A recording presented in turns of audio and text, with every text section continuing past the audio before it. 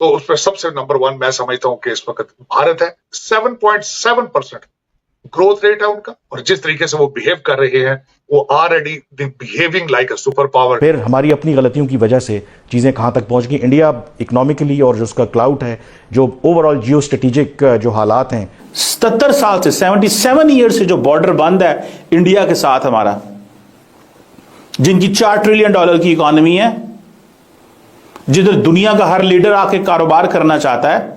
उन्होंने बताया कि हमने भारत के ऊपर सारी जंगें इंपोज की और हमारे, ये तो असर खान का इंटरव्यू मौजूद है ना।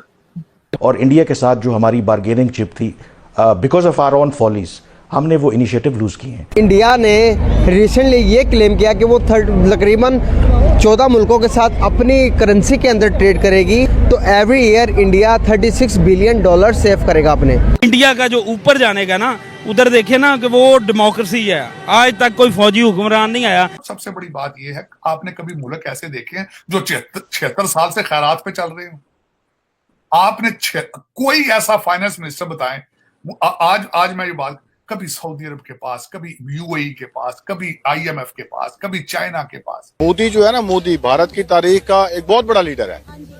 उसने जो है ना हिंदू जो अपना सोसाइटी है उसको प्रमोट करके वहां पहुंचा दिया, जिसके लिए हमारे जो बंदों ने जो कुछ सोचा भी नहीं होगा ना। वो रिफ्लेक्ट कर रहा है कि वो अंदरूनी तौर पर जब मजबूत हो रहे हैं, उनकी मैशत मजबूत हो रही है, एज अ रिजल्ट उनकी दुनिया की जो ताकतें हैं उनके साथ ताल्लुकात बेहतर हो रहे हैं। इंडिया की यूनिवर्सिटी कहां पर चलेगी? IIT। इंडिया की इकोनॉमी देख लीजिए सर, पैसा कमाना और पूरे मुल्क की मईशत चलाना दो अलग-अलग चीजें हैं। आप बहुत सारी कंट्रीज के साथ ट्रेड करते हैं और अपनी ही करेंसी में करते हैं, तो इसका मतलब है कि आप पावर बनते जा रहे हैं। दोस्तों कैसे आप सब, उम्मीद करते हैं आप सब बहुत अच्छे होंगे। दोस्तों आज का वीडियो काफी शानदार होने वाला है, इसलिए बिना स्किप के पूरा वीडियो देखना। आज हम देखने वाले हैं पाकिस्तान मीडिया का लेटेस्ट वीडियो।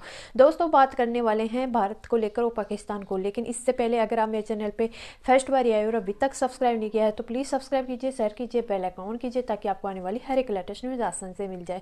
दोस्तों भारत और पाकिस्तान एक साथ आज़ाद हुआ था, लेकिन पाकिस्तान आज अन्य कंट्रियों के पास जाकर भीख मांग कर अपनी रोजी पानी चला रहा है, तो भारत अपनी ही करेंसी के कारण इतने ऊपर जा रहा है। दोस्तों भारत आज नंबर 1 देश बन चुका है, जिसको किसी भी कंट्री के पास हाथ फैलाने की जरूरत नहीं पड़ेगी। तो पाकिस्तान एक नंबर 1 लिस्ट में आ रहा है, जो हर कंट्री के पास हाथ फैला चुका है। तो दोस्तों देखते हैं चीमा साहब का रिएक्शन इसके।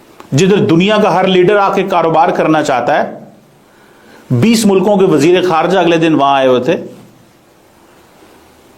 दुनिया में अपना वो मुकाम पैदा करते। क्या वो जो बॉर्डर लाइन लगी हुई है वो सही लगी है, गलत लगी, मैं आज उस पर बात नहीं करना चाहता, लेकिन बंद है ना हर चीज।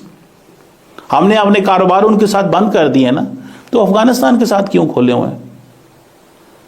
वो सिर्फ मुसलमान होने की वजह से खोले हुए हैं? ये क्या फॉर्मूला है?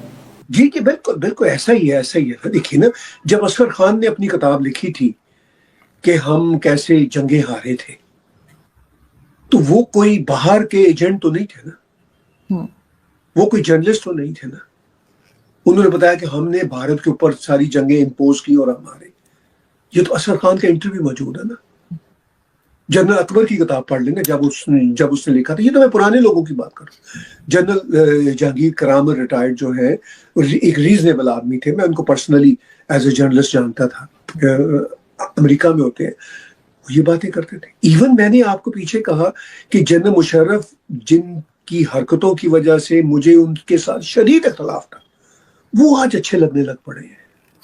जस्ट इमेजिन, जिन्होंने इतनी जलालतें की, आई एम सॉरी, मैं माफी मांगता हूँ, मुझे ये नहीं कहना चाहिए अच्छे लगने लग पड़े हैं। उस जलील आदमी ने अकबर बुख्ती को मारा था और भी बहुत सारे घटिया काम कर, यानी वो इतना घटिया आदमी होने के बावजूद आज की लीडरशिप के मुकाबले में भी रीजनेबल कोट अनकोट लग रहा है। बिल्कुल सर, और ये बात न जाने इनकी समझ में क्यों नहीं आ रही। लेकिन सर मैं लास्ट में आपसे ये जरूर पूछना चाहूंगी कि पहले पुराने कह लीजिए कि पहले टाइम में, या 20-30 साल पहले, इवन 40 साल से भी पहले, ये चीज तो चल जाती थी कि यहाँ कुछ भी होता हो तो ये कह देते थे भारत करवा रहा है, और वो चीज बिक भी जाती थी, वो चूरन। अब लोग नहीं ले रहे। अब ये कह रहे हैं कि जी बलूचिस्तान में जो कुछ हो रहा है, KPK में जो कुछ हो रहा है, वो अफगान के जरिए हिंदुस्तान करवा रहा है। लेकिन यहाँ के लोग मानने को तैयार नहीं है, और यहाँ का जो कह लीजिए जो गवर्नमेंट है और जो बाकी लोग जो मीडिया में बात करते हैं गवर्नमेंट की तरफ से या एस्टैब्लिशमेंट की तरफ से, وہ مسلسل یہی اسٹیٹمنٹ دے رہے ہیں کہ یہ سب کچھ جو ہے وہ بھارت کروا رہا ہے. تو آپ کو لگتا ہے کہ اب چلے اگر دوسری کنٹریز نہیں مان رہی, یورپ نہیں مان رہا, کینیڈا, امریکہ, لیکن گلف کنٹریز بھی نہیں مان رہی سر اس بات کو ہماری, جبکہ وہ تو ہمارے برادرلی اسلامک کنٹریز ہیں, وہ بھی ہماری بات نہیں بائی کر رہے. دیکھیے مطلب جو مغربی دنیا ہے ان کو بھی ان کے جھوٹوں کا پتہ ہے, اور جو ان کے اسلامک برادر دیش ہے گلف کنٹریز کے, ان کو بھی پتہ ہے کہ ان سے زیادہ جھوٹا اور کمینہ کون ہو سکتا ہے. وہ بھی ان کا ساتھ صرف اس حد تک دیکھتے ہیں کہ ان کو کچھ کرائے کے فوجی چاہیے ہوتے ہیں, وہ لے لیتے ہیں. ادروائز آپ کو پتہ ہے کہ اس وقت وہ پاکستان کو کوئی امداد نہیں دے رہے. پہلے وہ $1-2 بلین پاکستان میں پار کر دیا کرتے تھے, وہ بھی کچھ 4-5% اینول ریٹ پہ. اب وہ بھی اس میں بھی وہ انٹرسٹڈ نہیں رہے. تو دیکھیے ان کا چورن کہیں نہیں بک رہا.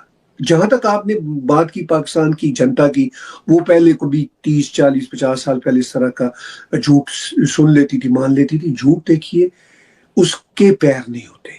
کب تک جھوٹ چلے گا؟ ایک ہی جھوٹ چلے گا.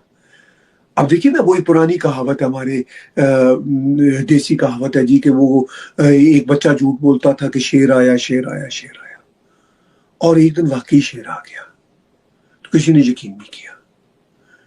تو بھارت تو گیا نہیں. 71 کے بعد 71 میں بھی بھارت نے مشرقی پاکستان جو بعد میں بنگلہ دیش بنا, ان کی اوپنلی مدد کی تھی, کوئی چھپ چھپا کے مدد نہیں کی تھی. ایسا نہیں تھا کہ بھارت نے کوئی چھپ کے کچھ کرا تھا, اوپن مدد کی تھی پوری دنیا کے سامنے, اور دیش کو لگ کیا تھا. اب بھی جب کبھی بھارت کو ضرورت پڑی تو وہ بلوچوں کی اوپن مدد کرے گا.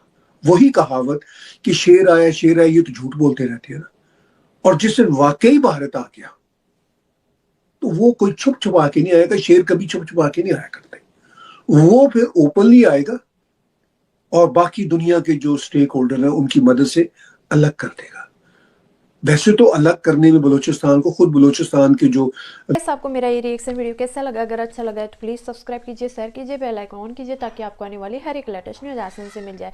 امید کرتے ہیں آپ لوگوں کو میرا یہ ویڈیو پسند آیا ہوگا. پسند آیا تو زیادہ سے زیادہ شیئر کیجیے. دوستو اگر آپ میرے چینل پہ فرسٹ بار آئے اور ابھی تک سبسکرائب نہیں کیا ہے تو پلیز سبسکرائب کیجیے, شیئر کیجیے, بیل آئیکن کیجیے.